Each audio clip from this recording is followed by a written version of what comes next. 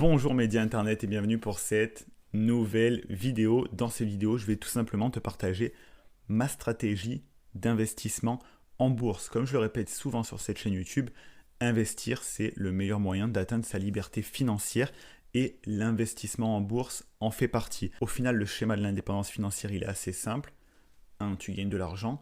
2. Tu épargnes de l'argent. Et 3. Cet argent épargné, tu l'investis et ainsi de suite. Le but de tes investissements, c'est qu'avec cet argent, tu fasses encore plus d'argent jusqu'à arriver au moment où tu vas générer de par tes investissements assez d'argent pour ne plus passer par l'étape 1, à savoir faire de l'argent d'une source externe. Tu vas pouvoir vivre de tes investissements et là, tu seras totalement libre financièrement. Donc comme je te l'ai dit, dans cette branche investissement, dans cette partie du schéma, on trouve l'investissement en bourse. Ce n'est pas la seule manière d'investir. Tu vas par exemple pouvoir également retrouver l'immobilier et les crypto-monnaies. On pourra en parler dans une autre vidéo. Mais là, je vais te parler de l'investissement en bourse et plus précisément de ma stratégie personnelle. Avant de rentrer dans le vif du sujet, je tiens à faire un petit disclaimer en t'indiquant que je ne suis pas un conseiller financier.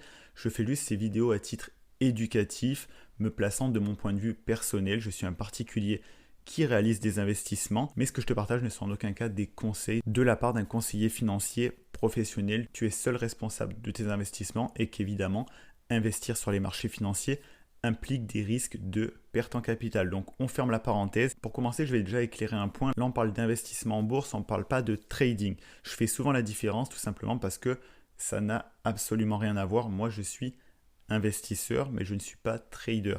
Pourquoi? Déjà parce que trader, il y a vraiment une démarche de proactivité assez forte. C'est presque une activité professionnelle. C'est d'ailleurs pour certaines personnes une activité professionnelle à part entière. Tu es obligé de donner ton temps pour tout simplement aller chercher des résultats. Tu vas acheter une action et la revendre des fois 20 minutes après, 1 heure après, dans la journée ou le lendemain. Tu vas pouvoir passer jusqu'à plusieurs heures par jour à analyser des courbes qui baissent, qui montent pour rentrer au meilleur moment et faire une opération sur du court terme. Moi, je suis absolument pas là-dedans. Là, moi, je me place sur un horizon long terme. Donc, c'est déjà un des premiers aspects de ma stratégie, c'est j'investis pour le long terme. J'investis tout simplement pour préparer ma retraite et au-delà de ça, pour pouvoir partir à la retraite plus tôt. Mon objectif actuel, il est fixé à 40 ans. J'aimerais tout simplement pouvoir, si je le souhaite, arrêter de travailler à 40 ans. Donc ça, c'est déjà le premier point que je tenais à éclaircir. Ensuite, là, on va rentrer directement dans le vif du sujet. Quelle est ma stratégie d'investissement en bourse?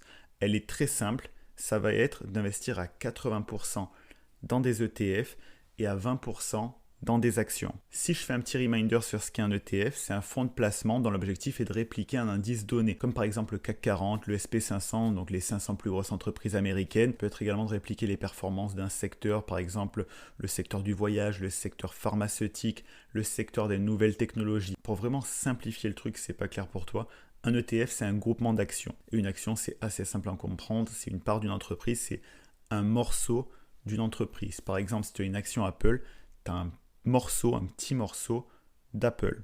Très simple à comprendre. Donc moi, c'est ça. C'est 80% ETF, 20% actions. Pourquoi cette répartition? Donc déjà, pourquoi 80% sur les ETF? Déjà parce que, comme je te l'expliquais juste avant, ça amène déjà automatiquement une diversification. En une transaction, je peux avoir un bout de plusieurs entreprises, que ce soit dans un secteur donné ou par rapport à un indice comme le SP500 que j'affectionne particulièrement et que je possède dans mon portefeuille. J'ai un ETF du SP500 donc qui réplique les performances des 500 plus grosses entreprises américaines.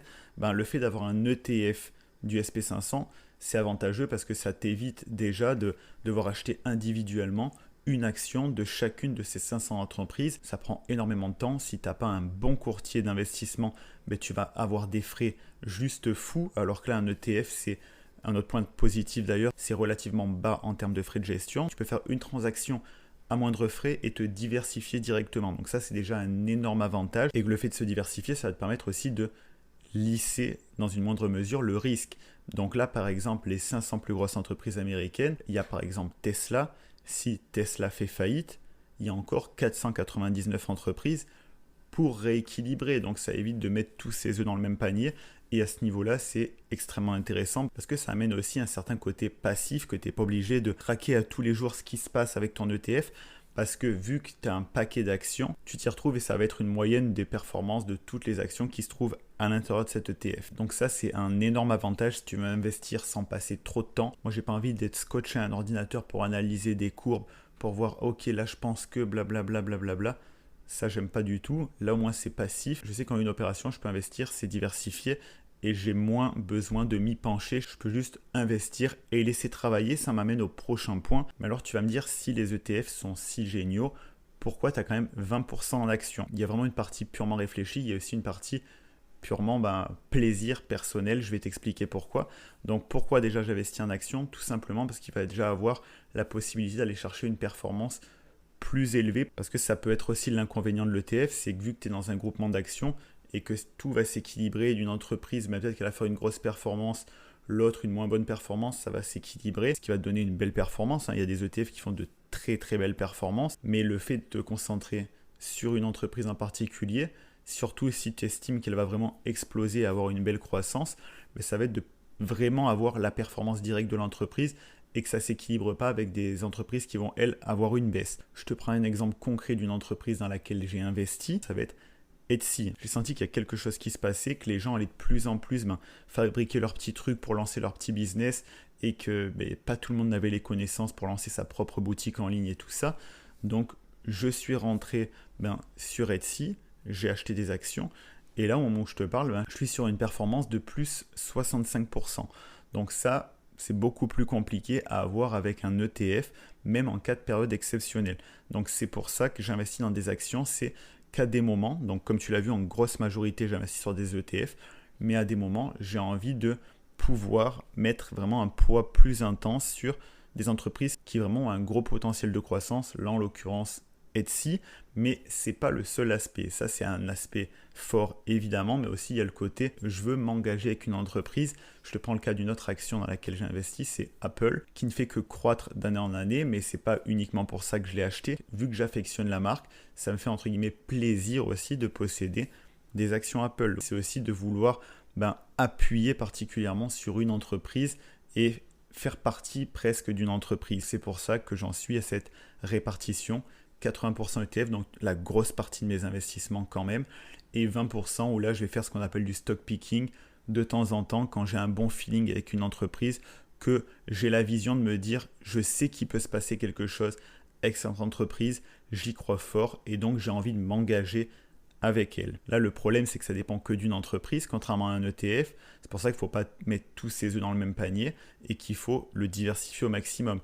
Si tu as 10 000 euros et que tu te dis juste ah Tesla c'est super, je vais mettre 10 000 euros sur Tesla, c'est risqué parce que s'il arrive quoi que ce soit à Tesla du jour au lendemain, t'as pas de garantie, c'est soit ça fonctionne pas. C'est un peu trop binaire. Donc moi j'ai trouvé mon équilibre comme ça me va très bien. En moyenne je suis autour des 20% en termes de performance, même si les performances passées ne garantissent pas de performance future, et c'est donc hyper intéressant pour justement aller chercher sa liberté financière parce que chaque fois ton capital va se bonifier, donc là en l'occurrence de 20%. Ensuite, tu vas faire du 20% sur les 20% qui se sont ajoutés au capital et ainsi de suite. Et c'est comme ça que tu vas tout simplement pouvoir démultiplier ton patrimoine. Là, on va basculer sur mon écran pour que tu réalises à quel point c'est magique. Ça s'appelle les intérêts composés. Et c'est pour ça, moi, personnellement, que j'investis en bourse. Donc, on va basculer sur mon écran. Donc, nous voici sur mon calculateur d'intérêts composés pour tout simplement voir à quel niveau peuvent travailler tes investissements. Si tu veux en profiter gratuitement, il sera dans la description. Il est offert dans la description. Donc, je t'invite absolument à en profiter. Donc là, on va dire que tu investis 1000 euros. Donc, tu investis 1000 euros à l'initial quand tu commences à te lancer en bourse. Donc là, je vais être peut-être un petit peu plus optimiste. Évidemment qu'on ne va pas aller sur les 19% que je t'ai annoncé parce que sur le long terme, ça va énormément fluctuer. Généralement, on s'accorde pour mettre autour des 10%, mais allez, je vais être un petit peu pessimiste, on va dire 7%. On va dire que là, tu peux choisir soit hebdomadaire, mensuel, annuel. Moi, j'investis de manière récurrente. Je ne vais pas juste faire un one-shot et après j'arrête d'investir. Tout simplement aussi lisser le risque, ça me permet d'avoir des points d'entrée différents. Je vais investir tous les mois, ce qui fait que si à un moment l'action est en haut, je vais acheter. Mais si après le mois d'après elle est en bas, je vais acheter aussi. Après elle va être au milieu, ce qui va aussi me faire une moyenne et me permettre de pas me planter parce que mon but n'est pas d'anticiper le marché. Donc je t'invite aussi à avoir une certaine récurrence dans tes investissements. Moi, ça fait partie de ma stratégie, c'est d'investir absolument tous les mois. Il y a des virements automatiques qui partent. Tu peux également le faire dans la description. Tu peux retrouver 2 courtiers que je recommande, dont notamment Trade Republic. Ou Trade Republic, tu peux créer un plan d'investissement programmé où tu peux investir gratuitement tous les mois à partir de seulement 10 euros. Et automatiquement, ça va faire le virement et ça va générer l'investissement. Comme ça, tu es tranquille, tu n'y penses plus et ton investissement se fait au fur et à mesure. Donc, tu auras les liens de ces courtiers en description également. Donc là, on va dire que j'investis, allez, on va rester sur 100 euros par mois. Et bon, là, le paiement des intérêts, il est annuel. Donc là, c'est intéressant de voir année par année parce que tu vas voir un écart se creuser entre l'argent que tu as réellement sorti de ta poche, donc le montant investi, et la valeur de tes placements. Parce que forcément, les intérêts vont se rajouter à le montant que tu as investi initialement pour ensuite refaire des intérêts et ainsi de suite. Et quand on regarde sur un horizon, par exemple, de... allez, on va déjà se placer à 10 ans. Donc, tu as sorti 11 800 euros de ta poche. Si tu avais 1000 euros de départ et que tu investis 100 euros par mois. Ensuite, on va voir que ça représente déjà 17 346 euros, enfin 17 347 euros. Tu as presque doublé au bout de 10 ans. Donc là, on va regarder par exemple ensuite au bout de 20 ans, tu as mis 23 800 euros de ta poche pour au final avoir 51 864 euros. Et au plus tu te places dans un horizon long terme, au plus l'écart va être juste fou. Donc là, si pour avoir mis 35 800 euros, tu vas te retrouver avec 119 765 euros et tu auras généré en intérêt 83 965 euros juste de par tes placements qui seront sortis, qui se seront créés de tes placements. Tu auras presque 85 000 euros, ce qui est juste dingue. Et c'est aussi la magie de l'investissement. Et c'est pour ça que moi, personnellement, j'investis dans une première étape déjà pour me protéger de l'inflation, pour pas que mon argent se dévalue, mais au-delà de ça, pour créer de l'argent et pour arriver au schéma que je t'expliquais tout à l'heure où ensuite ton argent travaille pour toi et donc ensuite pouvoir vivre complètement de ces investissements. J'espère que cette vidéo t'aura plu, qu'elle t'aura permis d'y voir plus clair. Donc si je résume très simplement, se placer sur un horizon long terme. Moi j'investis mon argent 80% en ETF, 20% en actions et avoir une régularité dans l'investissement. Moi j'investis tous les mois sans aucune exception. Tous les mois tu investis, comme ça tu n'as pas à te soucier de est-ce que je rentre au bon moment, est-ce que c'est le meilleur moment pour acheter. Non, tu investis quoi qu'il arrive et sur le long terme ça va se lisser, tu vas t'y retrouver. Donc comme je te l'ai dit juste avant, tu peux retrouver mon calculateur d'intérêt cumulé dans la description, tu peux en profiter gratuitement. Tu peux aussi retrouver le lien vers des courtiers en ligne qui te permettent justement d'investir à moindre frais, voire sans frais. Plein d'autres ressources également dans la description. Si tu as des questions, tu peux me les poser dans les commentaires. Si tu veux que je te détaille avec plus de profondeur quel est le contenu de mon portefeuille en bourse, si ça t'intéresse aussi d'avoir le détail de mon portefeuille crypto, dis-moi tout dans les commentaires. Et sur ce, je te dis à la prochaine pour une nouvelle vidéo. C'est Alex Malcolm. Ciao.